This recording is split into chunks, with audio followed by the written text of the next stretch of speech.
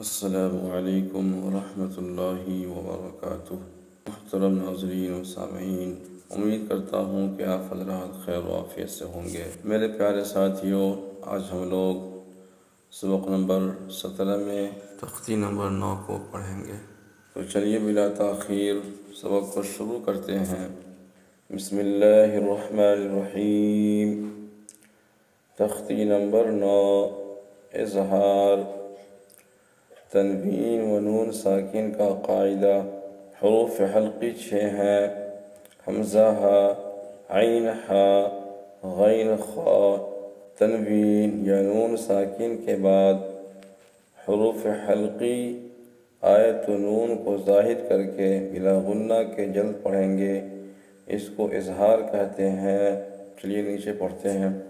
طا زبر طی، را دو زبر رن، طیرن۔ حمزہ زبر آ، با لجر با، با یزر بی، لام زبر لا، طیرن ابابیل۔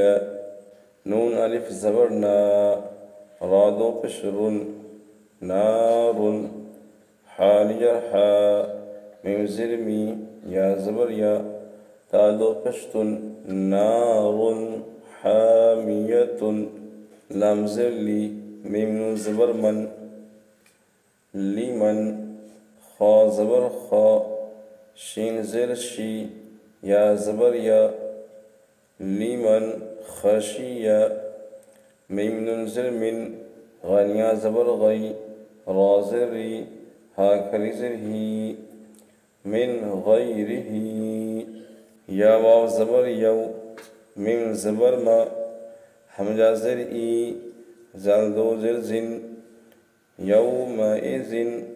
عین زبر ع، لام یا زبر لی، ہا لجبر ہا، علیہا۔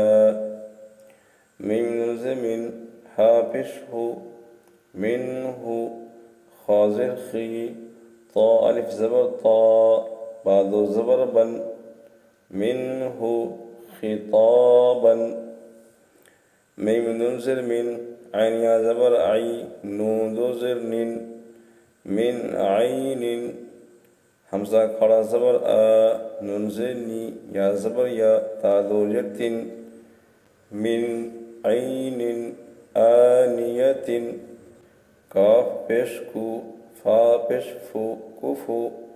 واو دو زبر ون، کفون۔ حمزہ زبر آ، حا زبر حا، دال دو پیش دن، کفون احد۔ فا زبر فا، میم نون زبر من، فمن۔ عین پیش عو، فا زر فی، یا زبر یا، عوفیہ، فمن عوفیہ۔ میم نون زر من، حمزہ زبر آ، خا یا زر خی، ہا زر ہی، من اخیہ۔ میم نون زبر من، حمزہ زبر آ، زال زر زی، نون زبر نا، من ازین۔ کاف زر کی، تا الف زبر تا، با دو پیش بن، کتاب۔ حا زبر حا، کاف یا زر کی، میم دو پیش من، حکیم۔ عین زبر ع، زال الف زبر زا، با دو پیش بن، عذاب۔ غین زبر غا، لام یا زر لی، زا دو پیش زن، غلیظ۔